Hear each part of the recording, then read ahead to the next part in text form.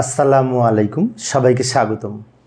হিসাব বিজ্ঞান বিষয়ে আমরা যখন এই সাধারণ জাবেদা প্রস্তুত করি, সেক্ষেত্রে কোনো লেনদেনে যদি বলা থাকে মালিকের ব্যক্তিগত অর্থ দ্বারা কারবারের পণ্য ক্রয় করা হলো, আবারও বলছি লক্ষ্য করি, মালিকের ব্যক্তিগত অর্থ দ্বারা পণ্য ক্রয় করা হলো। এখন পণ্য বলতে ব্যবসায়ের পণ্য বোঝায়, তাহলে ব্যবসায়ের পণ্য কেনা হয়েছে ব্যবসার টাকা দিয়ে না, কার টাকা দিয়ে? মালিক বাড়ির থেকে টাকা নিয়ে এসে সেই টাকা দিয়ে ব্যবসার জন্য পণ্য কিনেছে।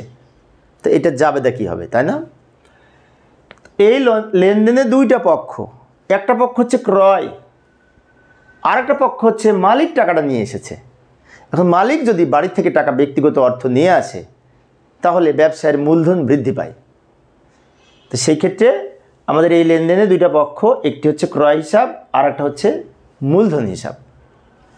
তো জাবেদা করব ক্রয় ডেবিট হবে, কারণ এখানে ক্রয় হিসাব বৃদ্ধি পাবে, ক্রয় ব্যয় বৃদ্ধি পেলে ক্রয় হিসাব ডেবিট হবে, টাকা লিখব 10,000 টাকা। পাশাপাশি এই ক্রয়ের টাকাটা ব্যবসা হতে প্রদান করেনি, মালিক বাড়ির থেকে নিয়ে এসে দিয়েছে। ব্যক্তিগত অর্থ মানে কি? বাড়ির অর্থ ব্যবসায় দিয়েছে। তো ব্যক্তিগত অর্থ ব্যবসাতে প্রদান করলে মূলধন বৃদ্ধি পায়, তাই মূলধন হিসাব ক্রেডিট হবে। মূলধন হিসাব ক্রেডিট হবে এই 10,000 টাকা। এখন অনেক শিক্ষার্থীর মনে হতে পারে মূলধন যদি নিয়ে আসে তাহলে তো নগদান হিসাব ডেবিট আর মূলধন হিসাব ক্রেডিট হয়। হ্যাঁ, সেটা ঠিক আছে, বাট এই অঙ্কে নগদ টাকা ব্যবসাতে দিয়ে সেটা দিয়ে আবার মাল কিনেছে, পণ্য কিনেছে।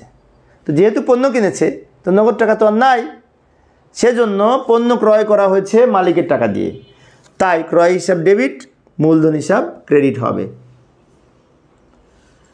ব্যাখ্যায় লিখে রাখবো মালিকের ব্যক্তিগত অর্থ দ্বারা পণ্য ক্রয়।